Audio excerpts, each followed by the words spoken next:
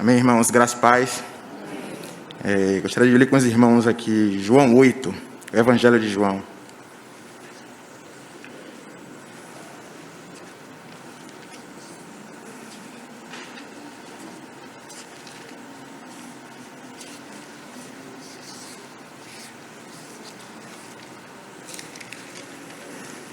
A partir do versículo 1.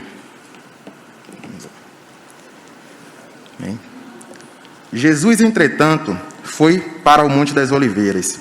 De madrugada, voltou novamente para o templo, e todo o povo ia ter com ele. E, assentado, os ensinava. Os escribas e fariseus trouxeram à sua presença uma mulher surpreendida em adultério, e, fazendo-a ficar de pé no meio de todos, disseram: Jesus, mestre, esta mulher foi apanhada em flagrante adultério, e na lei nos mandou Moisés que tais mulheres sejam apedrejadas. Tu, pois, que dizes? Isto diziam eles, tentando-o, para terem do que acusar. Mas Jesus, inclinando-se, escrevia na terra com o dedo.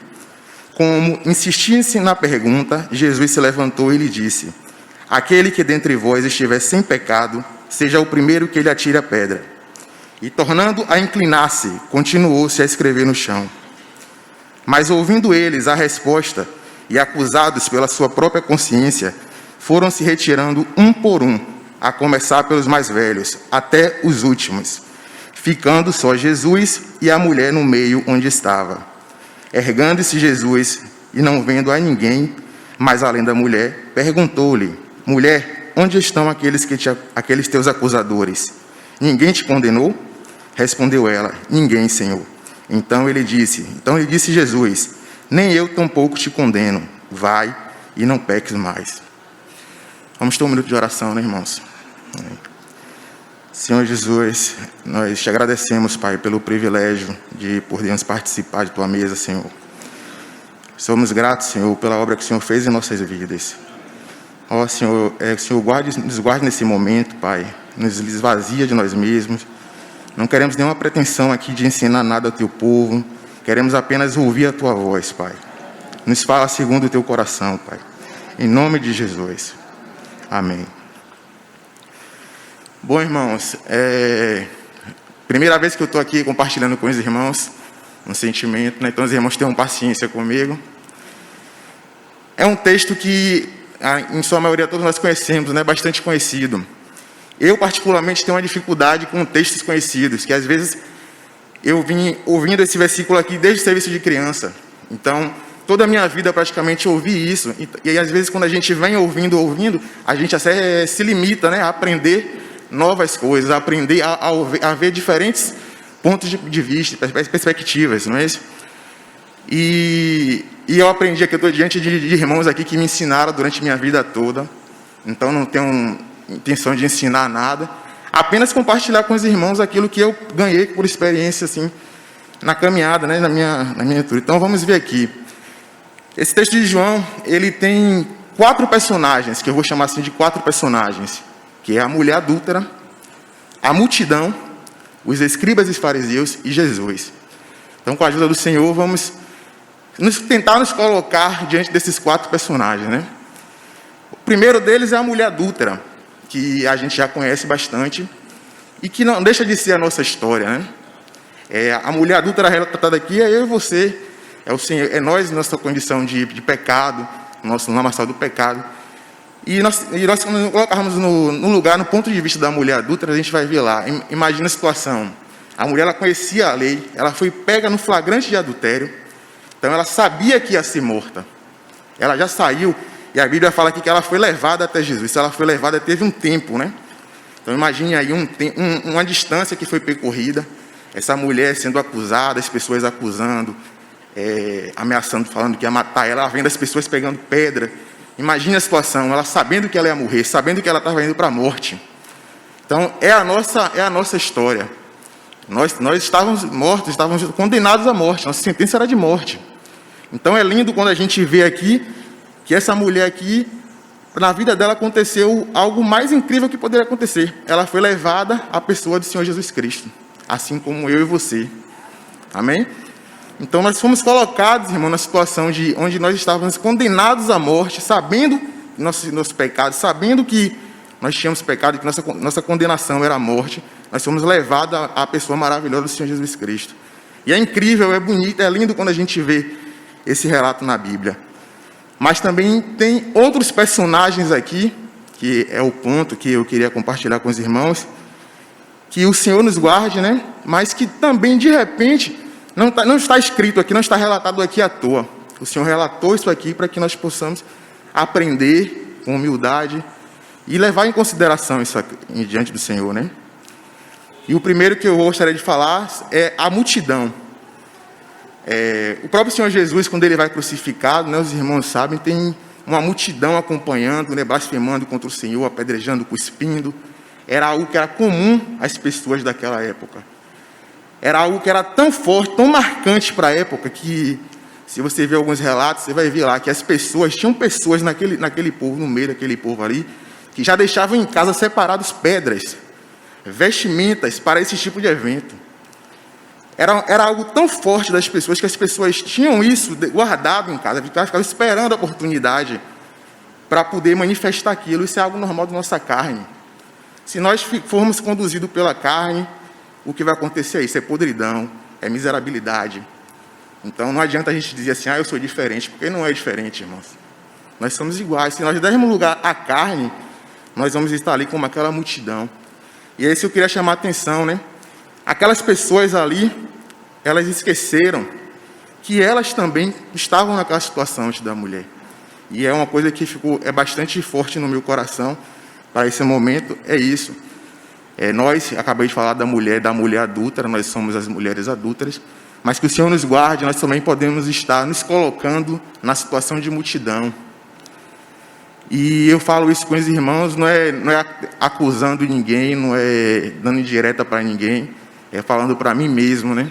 Que às vezes nós esquecemos da nossa condição, da condição que nós somos tirados. E às vezes nós estamos guardando pedras para nossos irmãos. É triste ver, porque, mais uma vez repito, eu não estou dando indireta para ninguém, né? Estou falando para mim mesmo. É triste ver, é difícil? É difícil, não estou dizendo que é fácil. Às vezes o Senhor já perdoou nossos irmãos, o Senhor já disse para ele, vai, não peques mais, mas a gente tem guardado pedras em casa. A gente às vezes está esperando, às vezes a gente até saiu da presença do irmão, mas as pedras estão nas mãos guardadas. Então, quando eu vi isso aqui, que eu li João, né, eu estava lendo em casa, aí eu digo, vou ler João, uma leitura rotineira, e o Senhor me chamou a atenção para isso. Foi algo forte, né, que ficou para mim guardado.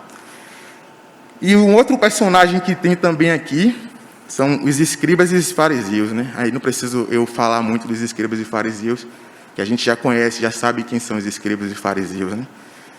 Jesus aqui nessa situação, que ele já tinha feito grandes prodígios, grandes sinais, já tinha andado sobre as águas, já tinha multiplicado pães e peixes, mas os escribas e os fariseus, eles estavam ali buscando de uma certa forma acusar o Senhor Jesus, que ele diz assim, que eles estavam tentando o Senhor Jesus, porque pela lei, né, a lei em Levítico 20, os irmãos quiserem ver depois, não vou pegar por causa do tempo, os irmãos podem estar olhando, Levítico 20:10, diz lá que o homem adúltero deveria ser apedrejado juntamente com a mulher. Então, os escribas levaram apenas a mulher para o Senhor. Aí o Senhor Jesus, onisciente, conhecendo todas as coisas, ele não dá muita importância, né? E é uma outra advertência também que eu tenho para nós hoje aqui.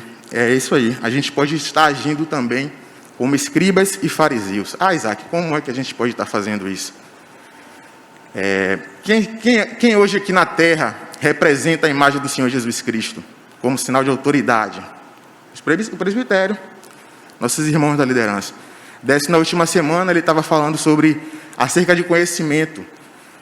Estamos vivendo uma geração em que temos muito conhecimento. O conhecimento é fácil acesso. A gente conhece, sabe de muita coisa, conhece muita coisa da lei, conhece tudo da Escritura.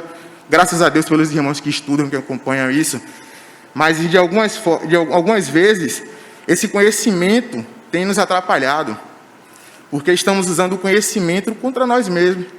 Estamos usando o conhecimento para fazer pegadinha com irmãos, para poder acusar, para poder trazer dano à vida dos irmãos.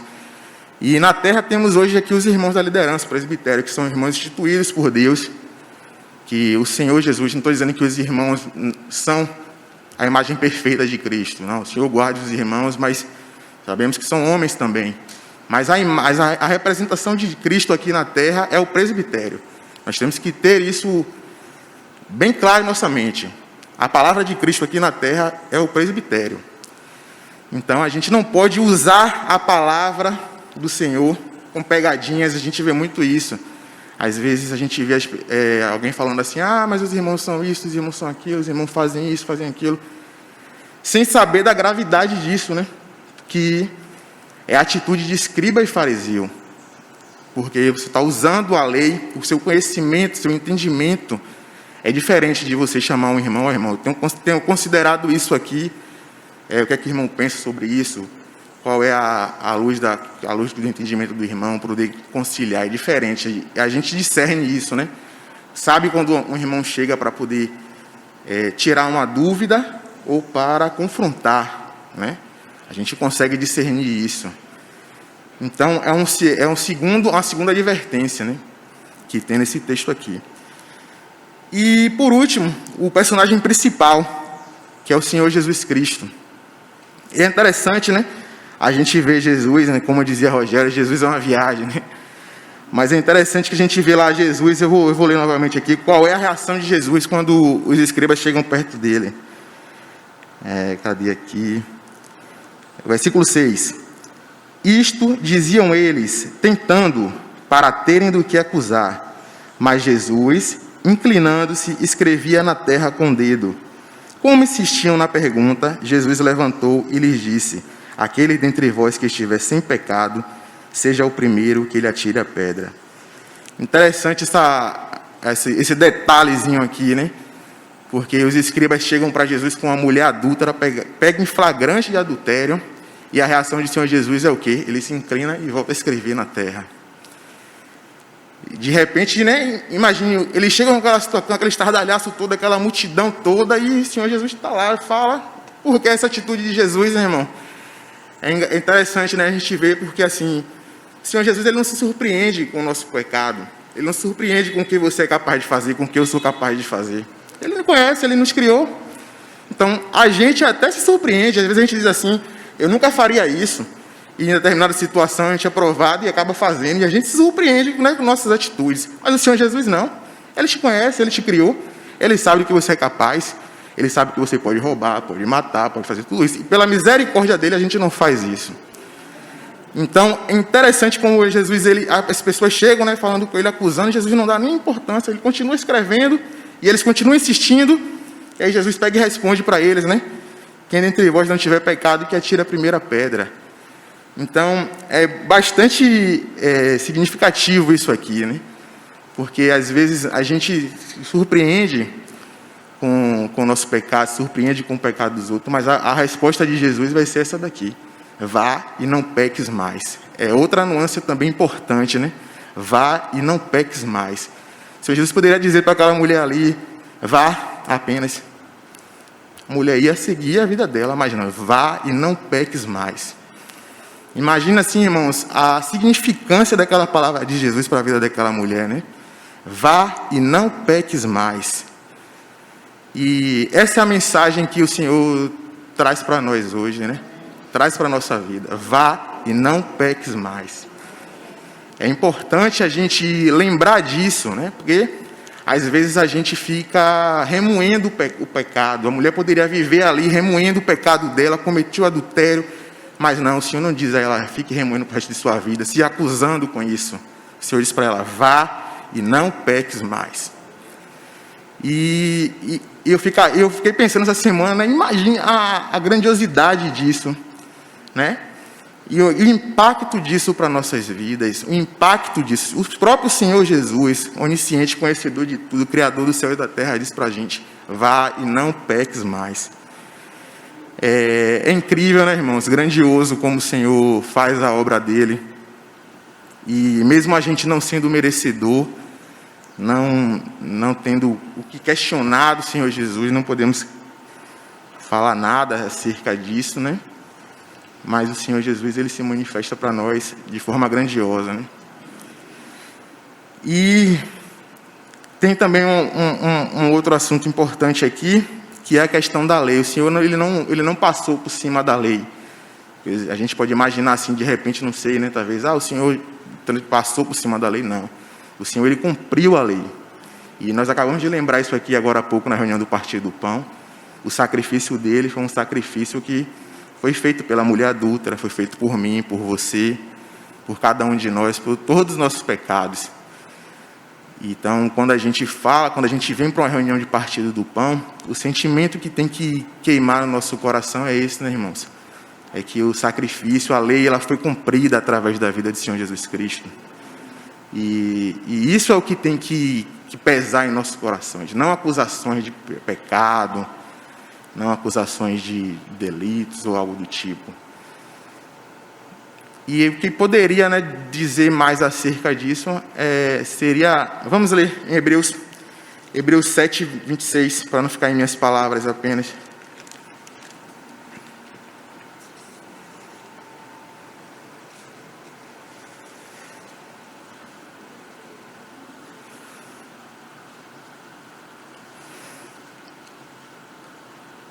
Vamos lá. Hebreus 7, 26.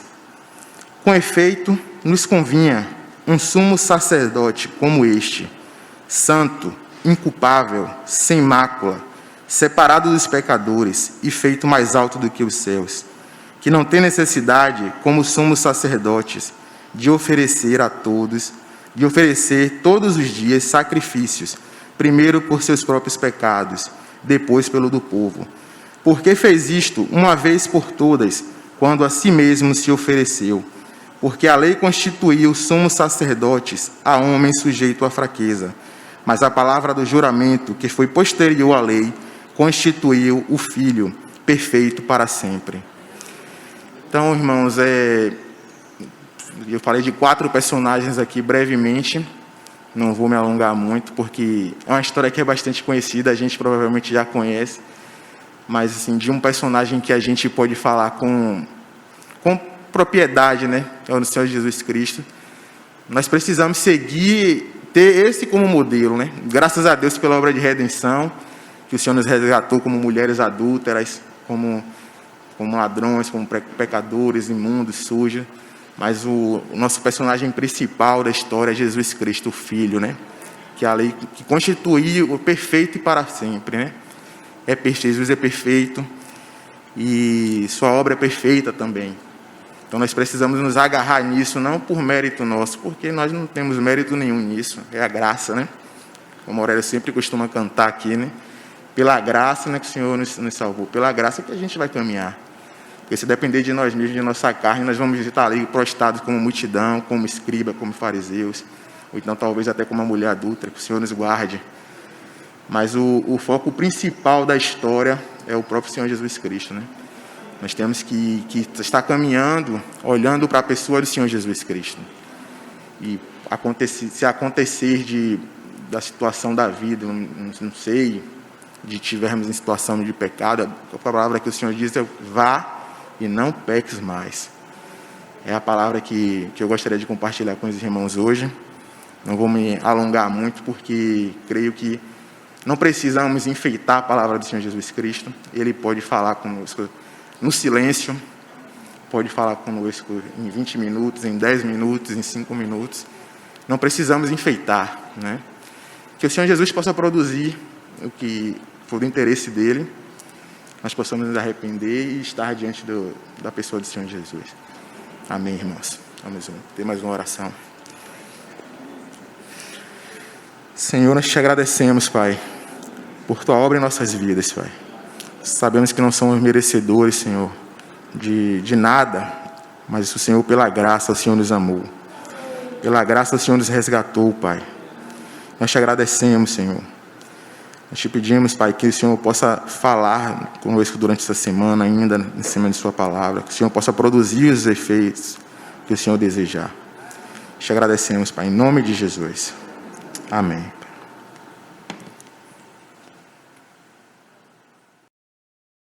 Louvado seja o Senhor pela sua palavra. enquanto Isaac falava, amém. Enquanto Isaac falava, algumas lembranças vinham ao coração. Realmente esse texto, como toda a palavra de Deus, é um texto rico e que pode ser pequeno, mas que traz, mas que pode trazer inúmeras lições.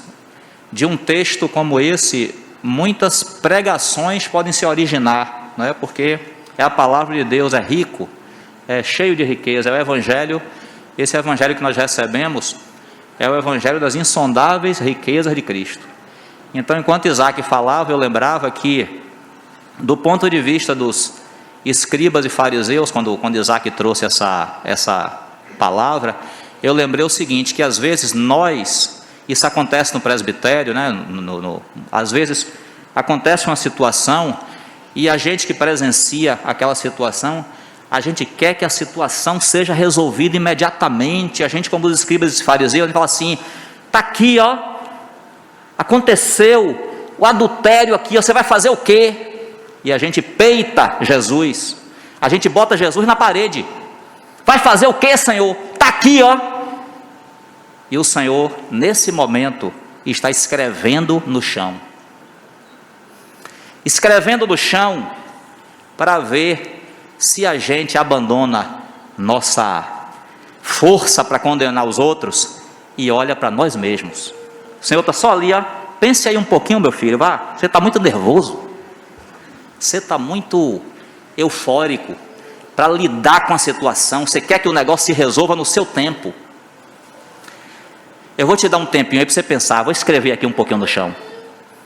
Às vezes nós estamos aquele afã de resolver a situação, mas somos só nós que queremos resolver, porque na verdade a intenção dos escribas e fariseus era impura, eles queriam tentar o Senhor. Como Isaac lembrou, se eles fossem corretos, é a lei que é para ser aplicada, traz o marido não, traz o adúltero, traz o homem que adulterou com ela, cadê? Trouxeram a mulher. Por quê? Porque o intuito deles era acusar o Senhor e não somente aplicar a lei, né? E quando Isaac falava, eu lembrava o seguinte: Jesus não deixou de cumprir a lei, não, né? Isaac falou isso aqui.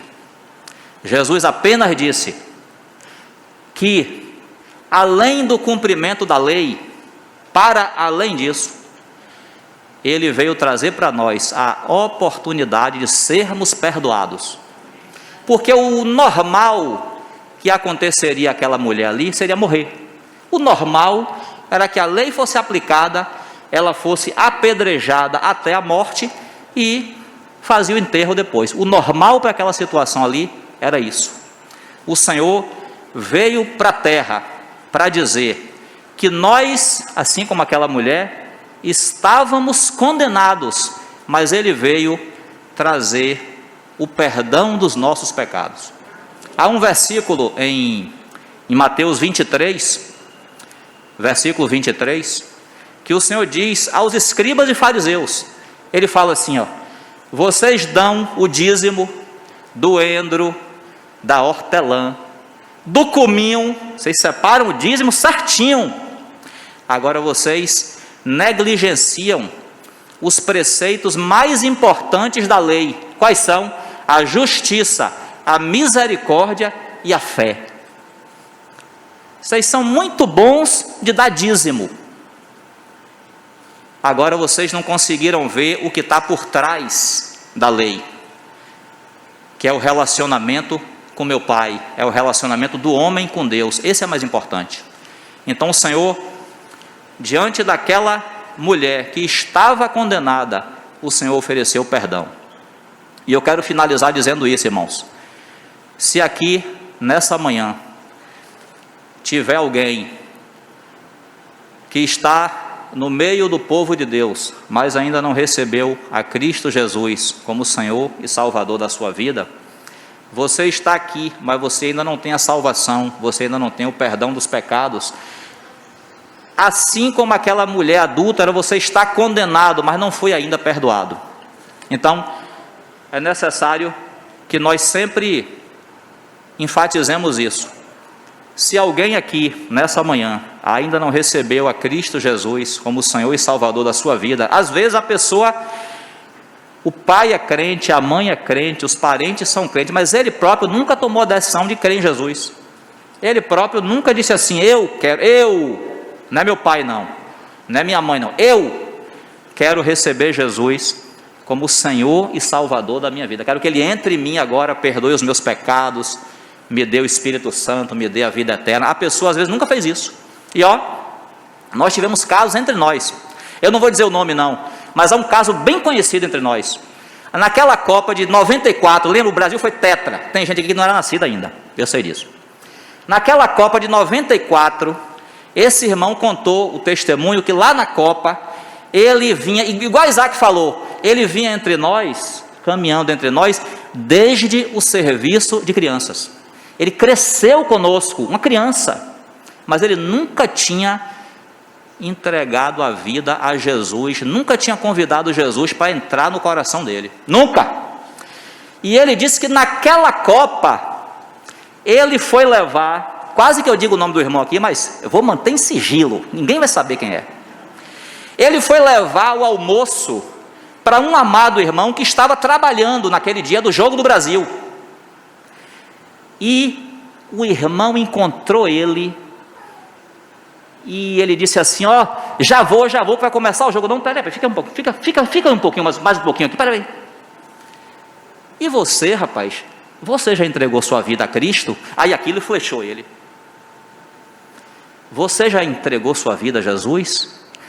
Ele tinha na cabeça dele o pensamento assim, eu estou no meio dos irmãos desde criança, desde o serviço de crianças.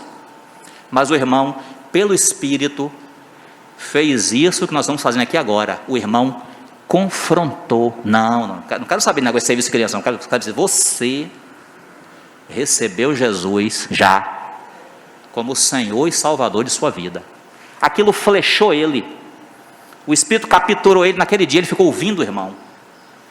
O irmão pregou o Evangelho para ele, e ele naquele momento, ele recebeu Jesus no seu coração. Ele falou para mim, Lu, quando Jesus entrou no meu coração naquele dia, ele me inundou de tal forma que o Jogo do Brasil ia ser daqui a pouco, eu não estava nem mais querendo assistir jogo de Brasil nenhum. Aquilo me inundou, aquilo me tomou, eu recebi Jesus naquele momento. Está vendo, irmãos? Então é por isso que a gente precisa estar atento. Nós assistimos um filme, O Refúgio Secreto, conta a história da irmã Corrie ten Boom. Naquele filme, há um ditado que diz assim, um rato, numa lata de biscoitos, nunca vai se tornar um biscoito. Vai? Não se torna. Quando você abrir a lata, o rato pula e o biscoito fica. Então não adianta a pessoa só estar entre nós, só estar no meio da igreja, se ela própria nunca convidou Jesus para entrar no coração dela. Dizer, Jesus, Luciano, eu quero receber o Senhor como Senhor e Salvador da minha vida nesse momento. Essa decisão todos precisam tomar. Eu estou aproveitando que a gente tem um pouquinho de tempo aqui para poder enfatizar isso. Amém? E aí a gente pede até ajuda aos irmãos. Se você trouxe alguém para a reunião, que essa pessoa ainda não é convertida, nos fale, nos avise, porque a gente precisa saber. Eu já contei aos irmãos isso, já estou finalizando, eu já contei isso aos irmãos, que no tempo que eu não conhecia o Senhor, uma vez eu participei de uma reunião, num grupo de irmãos, e eu entrei naquela reunião incrédulo, e saí incrédulo, porque ninguém pregou o Evangelho para mim. Era uma reunião de campanha, então a pregação foi lavar a mão lá com óleo ungido, não sei o quê. Então quem teve dinheiro saiu dali com a mão lavada de óleo. Quem não teve dinheiro, como eu era uma criança, eu era um adolescente, saí dali, mas ninguém me disse, olha, você é um pecador, você assim como essa mulher adúltera aqui, você está condenado. Mas Jesus veio oferecer o perdão dos pecados e a vida eterna. Ninguém falou isso para mim. Então é uma responsabilidade nossa. A pessoa vem para a reunião, se ela não conhece Jesus ainda, nós precisamos perguntar a ela. Então eu já falei demais.